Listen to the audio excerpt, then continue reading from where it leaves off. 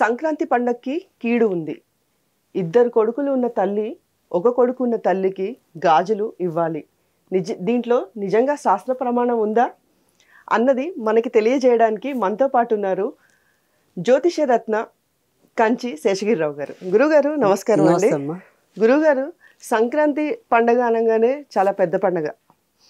అయితే ఈ సంక్రాంతి పండగకి కీడు ఉందని, ఇద్దరు కొడుకులున్న తల్లులు గాజులు ఇవ్వాలి ఒక కొడుకున్న తల్లికి అని చెప్పేసి మనకి సోషల్ మీడియాలో చాలా వైరల్ అవుతుంది. ఇది నిజంగా సంక్రాంతి పండగకి కీడు ఉందా?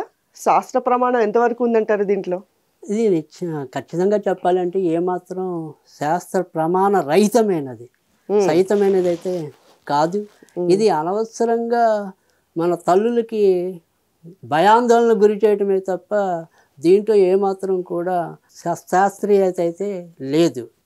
ఎందుకని అంటే ఎక్కడ కూడా అంటే మనకి మకర సంక్రమణుడు ఎవరైతే ఉంటాడో ఆ వ్యక్తి అనేది కొన్ని జంతువుల మీద ఆవహించి రావటం అనేది మనం చెప్తూ ఉంటాం. సో దాన్ని బట్టి మనం ఈ యొక్క రాశి ఫలితాలు అయితేనేమి, సంవత్సర ఫలితాలు కానీ, సో మా పలానా పులి మీద వచ్చాడు కాబట్టి ఈ రకమైన ఇబ్బందులు ఉంటాయి, లేదా గాడిద మీద వచ్చాడు కాబట్టి ఈ రకమైన ఇబ్బందులు ఉంటాయి అంతవరకు శాస్త్రం చెప్పింది తప్ప ఒక కొడుకు ఉంటే ఇలా చేయాలి, లేదా ఇద్దరు కొడుకులు ఉంటే ఇలా చేయాలి అనేది శాస్త్రంలో ఎక్కడ కూడా చెప్పడం అనేది కనిపించదు. తల్లుల్ని మనము భయాందోళనకి గురి చేయటం అనేది కూడా ఏమాత్రం మెచ్చదగిన విషయం అయితే కాదు. అంటే ఇలాంటివి మనం లోగడ కూడా చాలాసార్లు కొన్ని సందర్భాల్లో విని ఉన్నాం. మీరు కనుక 90వ దశకంలోకి వెళ్తే కనుక ప్రతి వీధిలో కూడా ఒక దుష్టశక్తి తిరుగుతుంది, ఆమె బారి నుంచి మనం రక్షించబడాలి, మన గృహాలు సౌఖ్యంగా ఉండాలి అంటే కనుక ప్రతి ఇంటి గడప మీద ఓ స్త్రీ రేపురా అని మనం గతంలో కూడా తెలుసుకున్న లేదా విన్న విషయం. ఇవన్నీ కూడా అక్కర్లేని భయాందోళన కలిగించే విషయం. ముఖ్యంగా ఇప్పుడు అంటే నిజంగా మనం టు బి ఫ్రాంక్గా మాట్లాడాలంటే అక్షయ తృతీయ నాడు కూడా ఎక్కడ బంగారం కొనమని ఏ గ్రంథంలో కూడా చెప్పలేదు. ఆ రోజు మనం ఏం చేసినా అది అక్షయం అవుతుంది కాబట్టి అది బంగారం కొంటే ఆ బంగారం వృద్ధి చెందుతుంది ఏమో అనేది తర్వాత మరి మనలో వచ్చిన ప్రచారం. అయితే గురుగారు, మనకి ఇక్కడ మకర సంక్రాంతి నుంచి మనకి ఉత్తరాయణ పుణ్యకాలం స్టార్ట్ అవుతుంది. అయితే ఉత్తరాయణ పుణ్యకాలం అనగానే మనకి అక్కడే తెలుస్తుంది పుణ్యకాలము అని. అయితే ఈ సంక్రాంతి పండక్కి కీడు ఉంది అనేది ఎంతవరకు నిజం? అంటే సంక్రాంతి పండగకి కీడు రావడానికైతే ఆస్కారం అయితే ఎంత మాత్రం కూడా లేదు. ఎందుకంటే అది సోమవారం మంచి దినంలోనే రావటం అనేది కూడా కనిపిస్తుంది. అది ఇందాక చెప్పినట్టుగానే కొన్ని అంటే ముఖ్యంగా ఏమైందంటే ఈ సంవత్సరం కూడా కొద్దిగా వర్షాభావం పరిస్థితులు అయితే ఎక్కువ కనిపిస్తున్నాయి. అంతే తప్ప సంక్రాంతికి అయితే కీడు ఏమాత్రం కూడా ఈ సంవత్సరం కూడా లేదు.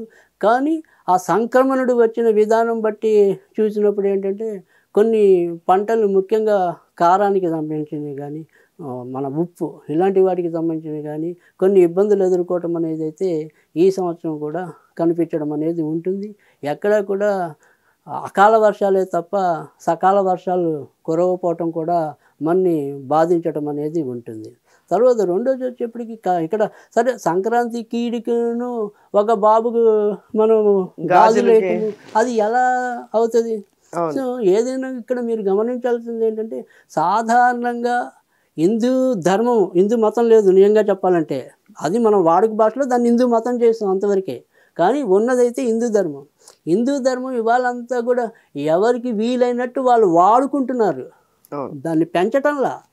దానివల్ల ఏమవుతుందంటే మిగతా మతాల వాళ్ళకైతేనేమి లేదా నాస్తికులు అయితేనేమి మనకి హిందువులు అంటే వీళ్ళు పెద్ద ఇలాగా అక్కర్లేని సెంటిమెంట్లు పెట్టుకుని బాధపడుతూ ఉంటారు అనే ఒక దానికి మనం కొలబద్దగా నిలిచాం. సో ఇక్కడ మీరు కొన్ని శాస్త్రీయంగా తార్కికంగా ఆలోచించండి. ఇవాళ రోజుల్లో ఎవరికైనా కూడా మహా అయితే ఒకళ్ళు లేదా ఇద్దరు బిడ్డలే ఉంటారు. సో నేను మగపిల్లాన్ని ఆపుకుంటున్నానా, కడుపులో ఉన్న ఆడపిల్లని ఆపుకుంటున్నానా సంబంధం లేదు. నాకు ఒక పిల్లాడు పుట్టాడు, నేను ఆపరేషన్ చేసుకుంటున్నా, లేదా నాకు ఇద్దరు చాలు ఆపరేషన్ చేసుకుంటున్నా. అంటే ఇక్కడ ఎక్కడ కూడా తార్కికతగా ఆలోచిస్తే మనకు అసలు సంబంధం లేదు. సో ఆ లెక్కను చూసుకుంటే పిల్లలు లేని వాళ్ళు కూడా చాలా మంది ఉంటారు. మరి వాళ్ళ పరిస్థితి ఏంటి? వాళ్ళు ఏం చేయకపోతే మరి సంక్రాంతికి ఈడు వెళ్ళిపోతుందా? అది ఇదేంటంటే కొన్ని సందర్భాల్లో చాలా సందర్భాల్లో వ్యాపారస్తులు పొంచి వాళ్ళు చేసే ప్రచారం అంటే ఎక్కడొక్కడ మనం ఈ సాంఘిక మాధ్యమాల్లో అది ఒక కొటేషన్ పంపించామనుకోండి, తెల్లారేపటికి అది లక్షల మందికి చేరిపోతుంది. అవును. సో దానివల్ల అదేంటంటే ఈ తల్లులు మగ పిల్లలు ఎవరు ఉన్నారా, ఇద్దరు పిల్లలు ఎవరు ఉన్నారా అని పరిగెత్తాల్సిన సందర్భం అయితే ఉంది. ఇంకా నన్ను అడిగితే ఏదైతే కీడు పోవాలనుకుంటున్నారో ఇలా గాజుల కోసం మిగతా వాటి కోసం అన్వేషించడం కన్నా ఇంట్లో హాయిగా వాళ్ళకి నచ్చిన జపనామస్మరణ చేసుకుంటే ఖచ్చితంగా సంక్రాంతి కీడు నుంచి తప్పించుకుంటాం. సో మనకి ఏదైనా కూడా ఎప్పుడు కూడా సామూహికంగా చేసే పూజలు చాలా తొందరగా ఫలితాన్ని ఇవ్వటం అనేది ఉంటుంది కనుక ఇంతేగాని ఇది ఏక వ్యక్తి మేలు అంటే నా ఇంట్లో నేను ఎవరికో గాజులు పంచడం వల్ల ఈ సంక్రాంతి యావత్ భారతానికి సంబంధించిన సంక్రాంతికి ఇది ఎలా తొలగించుతా. సో దానికన్నా కూడా నేను నా ఇంట్లో చక్కగా ఈ సంక్రాంతి అందరికీ నిజమైన కాంతిని ఇవ్వాలి, అశాంతిని ఇవ్వకూడదు, మన భ్రాంతిలో ముంచకూడదు అనుకుని ముందుకెళ్తే కనుక ఖచ్చితంగా ఈ సంక్రాంతి మేలు జరగడం అనేది ఉంటుంది. అయితే ఇందులో శాస్త్ర ప్రమాణం ఎటువంటిది పరిస్థితుల్లో లేదు. ఓకే.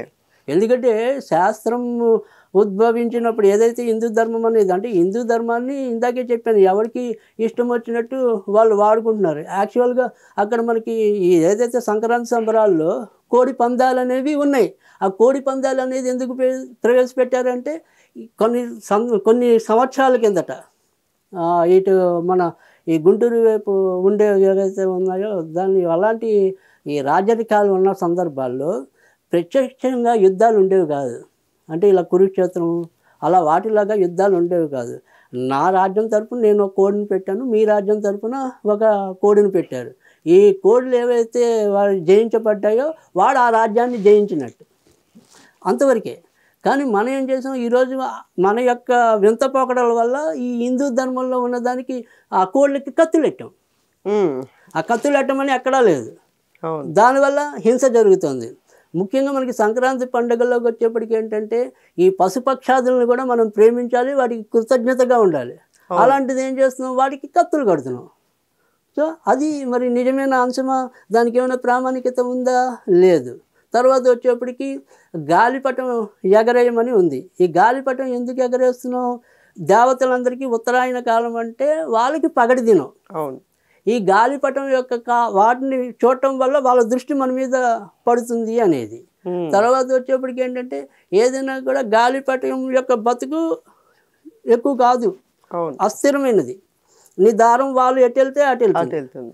కానీ ఎప్పటికైనా కానీ దారాన్ని నొక్కి పట్టాలి. అంటే నీ యొక్క కోరికల్ని నొక్కి పట్టినప్పుడు మాత్రమే ఆ గాలిపటం సేఫ్ ఉంటుంది, అవును, లేకపోతే ఉండదు. కానీ మనం ఏం చేస్తున్నాం, ఈ గాలిపటం దారం ఎగరేయటం అనేది ఓకే, కానీ దానికి మళ్ళీ మాన్యం చుట్టుతున్నాం. ఈ మాన్యం అనే లేపనం వేయడం వల్ల ఏమవుతుంది, కొన్ని మంది మనం వార్తల్లో చూస్తూ ఉంటాం, ఎవరో పిల్లాడికి అది పీక కట్ చేయటం, అలా కొన్ని విపత్కర పరిస్థితులను కూడా మనం చూడటం అనేది ఉంటుంది. అంటే హిందూ ధర్మంలో ఉన్న వాటికి మళ్ళీ మనం ఏదో వింత పోకడలకు పోతున్నాం తప్ప సజావుగా మనం ఏది కూడా చేయటం లేదు. మన దేశానికి ఉపయోగపడేది కానీ లేదా ముఖ్యంగా మన తెలుగు రాష్ట్రాలకి ఉపయోగపడేది కానీ. సో ఇలాంటి వాటి వల్ల మనం హిందూ ధర్మాన్ని మనం పక్కదారి పట్టిస్తున్నామనే చెప్పుకోవాలి తప్పకుండా. సో అందుకని ఏదైతే నిజంగా మనకి ఏదైతే మేలు చేయడానికే ఉంది హిందూ ధర్మం అనేది, అవి అన్నీ మీరు లేని విషయాలన్నీ కూడా హిందూ ధర్మంలో ప్రోత్సహించడం వల్ల మనం ఏదో అజ్ఞానవంతులు అనుకుంటున్నారు చాలామంది. కానీ మనం నిజంగా చేసేది అంతా కూడా హిందూ ధర్మం అంతా కూడా ఒక దైవిక భాష ఇస్తూనే దానికి జ్ఞాన భాష కూడా ఇచ్చింది. అవును.